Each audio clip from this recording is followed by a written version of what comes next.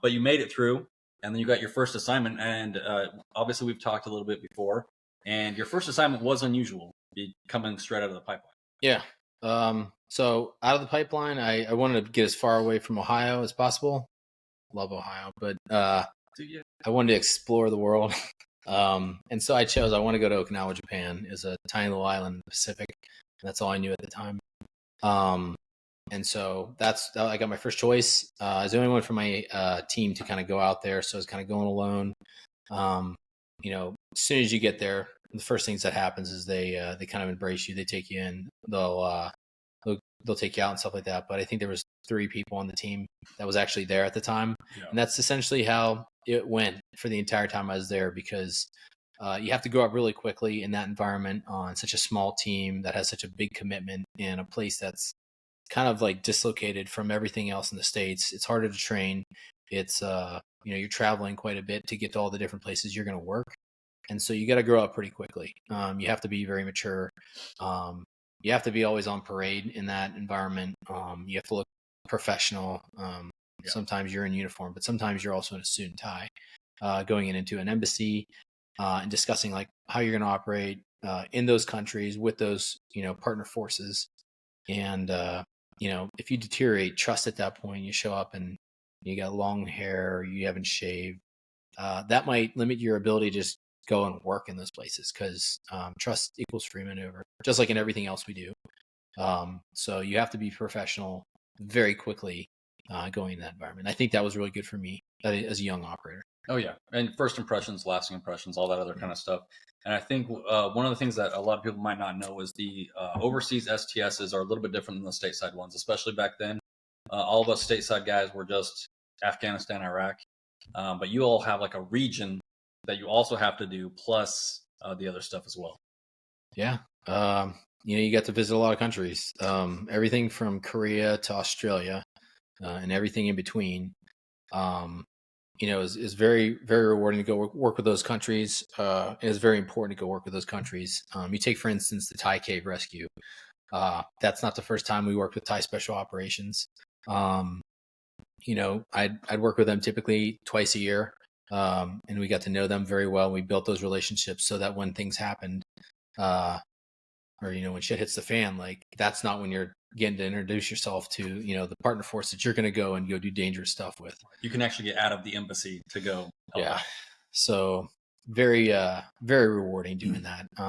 You learn a lot of different languages very quickly, and then pretty soon you just start talking randomly in multiple languages and no one understands what you're saying. So right. I'm sure that'll come out later in life. So anyways, working with those partner forces was amazing. But at the time, I stormed into my ops soups office as a young staff sergeant operator, JTAC. And I was just like, I'm tired of going and working in these other countries and seeing these amazing hotels. And I was like, I want to get my fight on. I want to get it on. My buddies are going to Afghanistan, Iraq. Like, that's what I want to do. You're like the anti-diva. You're like, I'm tired of these 5-star resorts and all this other crap. Yeah. Send me to Afghanistan. Yeah, because like at the time, I mean, you could definitely attest to this. You want to be with your buddies who are stateside, who are going to the fight. They're going to the thing. That's the main event. All the stuff that was going on in Asia is very, very important. If you compare it to now, there's places where we're operating that, 3 or 4 places that everybody in the world knows about. There's also 3 or 4 places that nobody knows about. And that's how it is. It's always like that. There's never a slow time. So at the time, bottom line, I wanted to get to, get in the fight, just like a lot of the individuals that are trying to come in now. And so he's like, you gotta go to the tier 1 unit. You gotta go to North Carolina. And that's what you gotta do. And I said, dog, sign me up. I'll go right now. And he's like, no. He's like, wait. He's like, you gotta get to the 2-1 STS at Bragg. He's like, do a train up, deploy with them, and then assess. He's like, you'll get a much better understanding, much better concept of things, and so you'll have a better chance at assessment, further down the line. I was like, all right, let's go. Well, because everybody says the final part of the pipeline is that first deployment, right? Especially like our generation, like because you learn so much on that first deployment. So I think that was very wise of him. And B, just it highlights something about our community that is like E4. You can just barge into like your ops soup office or the superintendent's office and just be like, hey, Yeah. I want to do this. And he's, not kicking you out of his office. He's like, okay. Like, let's make a plan instead of just like, I'm a master or senior or whatever. Like, it doesn't matter. Yeah. And, I wouldn't have cared either at the time. Yeah. Getting yelled at wasn't a big thing. But yeah, it was absolutely a high trust, high confidence environment. And as long as you maintain that high trust, that high confidence with your leadership, you could have this conversation. And that's how it is now. Definitely from a perspective now as a leader, I have that. I seek that. You want that as a leader. And if you're doing a good job, I think that's what you'll get. But yeah, I made a big stink of it. I said, okay, like, let's go. A couple months later, he did everything he could. He got me to North Carolina. I was already JTAC, so I started to train up, and then I deployed. It was awesome because, man, it's not the same comparison. I use the rock star analogy. So like, you're a rock and roll artist or you're a musician, you're very good, and then this is when you deploy, it's like you're on tour. Yep. And so I get to Afghanistan. I get paired with an ODA, amazing group of individuals, and we were kind of like at a fob in the middle of nowhere, and it was on. I paired myself up with another guy that was on that team who was going to go on and assess at his higher levels after that deployment, and so we were in the gym 2-3 times a day, crush as many chicken breasts as possible. Picking up heavy stuff around the fob and just carrying it as long as we possibly could. And everybody else thought we were insane. Were you guys getting ring route food, or were they dropping it in? We were getting dropped in. Okay. It wasn't the greatest. Yeah. But honestly, we weren't there for the food. Had to ask. Yeah, no, it's important. It's food. Yeah, so, yeah. During that deployment, it was pretty bad. We found a lot of IEDs, and yeah, on one operation, we were maneuvering in some of the mountainous areas, and we had found an IED, came upon an IED, and we had made the decision that we were going to collect some of the forensics from it. And so the weapons expert, my buddy, was kind of like moving in the vicinity of it and placing a displacement charge so that we could blow it without destroying it completely, but essentially rendering it like useless. And as he was doing that, the IED actually went off, and I was pretty close to it, so close that like dirt hit my face, and I just was kind of surprised. I was like, fire in the hole would have been, kind of nice. Right. And I turned around and I saw him lying on the ground, and he was kind of like having a seizure. And so right then and there, like, I knew it was on. Immediately got into a tick. I got aircraft overhead, and I had comms with artillery. And I used, I think it was 2 F-16s. 2 Navy F-16s, and they're F-18s. I'm sorry, not F-16s. Yeah, they're two. Because someone would be like, "Oh, Navy." Yeah, no. Should know my airplanes in the Air Force. It's all good. But yeah, 2 F-18s checked on with some pretty good eyes, and I used them in the artillery to work within the POIs and eliminate the enemy that had set it off. But while that's going on, I got the medevac helicopter coming in. And they got my buddy out of there pretty quick. So first time we took like a hit or a casualty from an IED. He ended up living, by the way. But we were pretty charged up emotionally. We had some other operations coming. About a week later, on another combat reconnaissance patrol, found ourselves in our tick.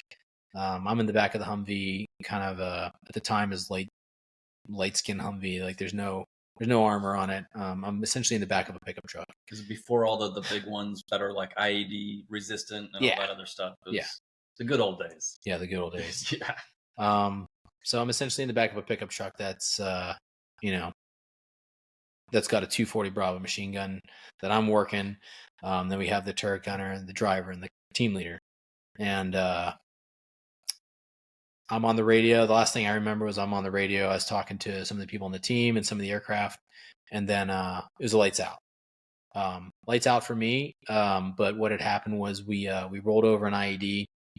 It went off right under the rear part of the vehicle, right underneath where I was sitting, which in turn catapulted me through the air, and I kind of just like ragdolled and fell some distance in front of the Humvee. I think my face hit the 240, like kind of like the weapon that I was using, because it knocked out some of my teeth. Both my legs were kind of like, all the bones were essentially shattered and blown apart. I had a broken back, several small burns, and pretty significant TBI. Thankfully, the head Delta was in the truck behind me, and very quickly he got to me and said I was kind of like still smoking, had no respirations, no pulse. He reestablished that, made sure my airway was clear, and then I was on a medevac and got out of there. They eventually got me to a hotel. They eventually got me to a hospital in Afghanistan. Hotel for broken people, or whatever. Yeah. Got to a hospital in Afghanistan, and then they did some surgery.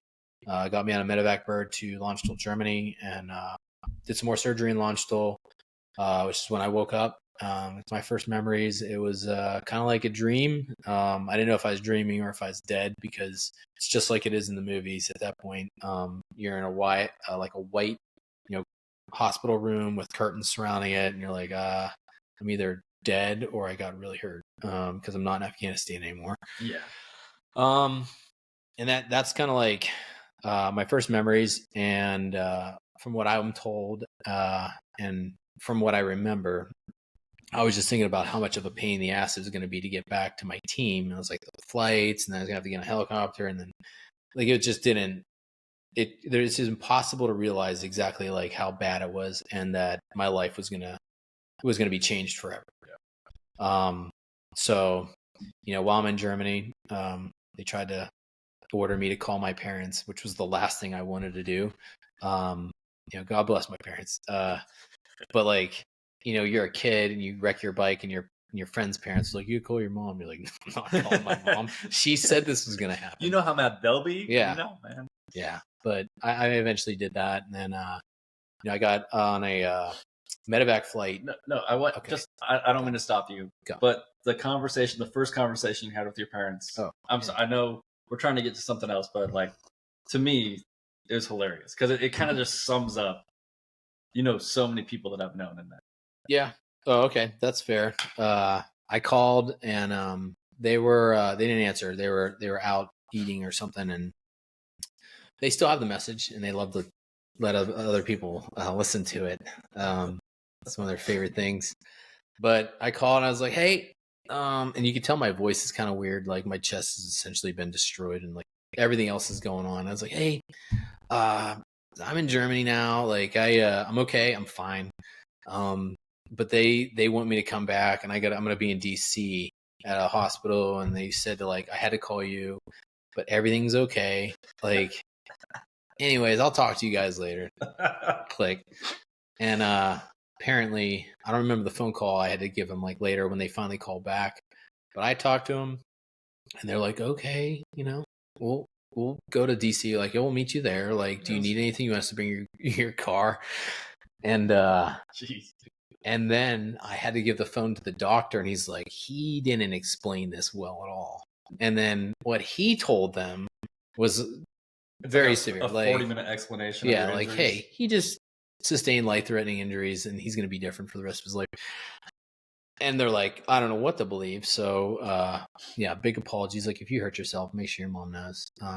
Tell them the truth. It doesn't help them to not. But anyway, I finally get to DC. The flight to DC, I remember 100%. Shout out to everybody.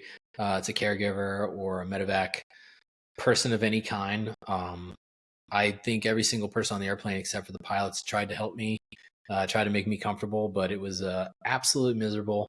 And I just distinctly remember every single doc and nurse on that flight trying to like move my legs or give me something to like make it more comfortable. And just because it's not really an ICU, right? Like, so like they probably couldn't put you like all the way under, or like they don't have like the same equipment, so it's like we need to keep you kind of conscious. Yeah. So man, they're very good at what they do. I mean, the experience that they had, unfortunately, like they're the experts at taking care of people, and just big shout out to them. They're unbelievable. Got got to DC, Walter Reed at the time, and I ended up having I think it was like close to 40 days in the intensive care unit. You're getting shots. Like the worst part about the ICU was you're continually being bothered. Yeah. And a lot of times, like Wounded Warriors, anyone that came back from theater around that time, they can all attest. It gets really old. I'm so old that like I hung a sign on my hospital door that says, if you are not this person, or this person, like do not come in my room. Right. And like you would probably get like a water bottle thrown at you if you did. Especially like the social workers and the people that are trying to like get information and do their jobs. Again, I was very, very angry. Because like at the time, like you go from the very top of like your life, like the thing you wished and tried and worked so hard to accomplish. Yeah. And it's just ripped from your grip. Like you have no choice in the matter. And dude, that's a hard pill to swallow. It's like extreme alpha to like people treating you like you're a victim of something, right? And you lose your identity and your team and your boys and all that other stuff. It's got to be, I can't even imagine. Yeah. It's absolutely very, very hard to come to grips with, no matter how stubborn you are, no matter how, gung-ho, devoted you are. Like when chaos like that injects itself into your life, like you can't plan for that. Yeah. We all plan to, go and do the things that we're going to do, and we could die, right? That's something you absolutely are at terms with. You're like, okay, like I might die, but this is a worthy and noble cause. Like no big deal.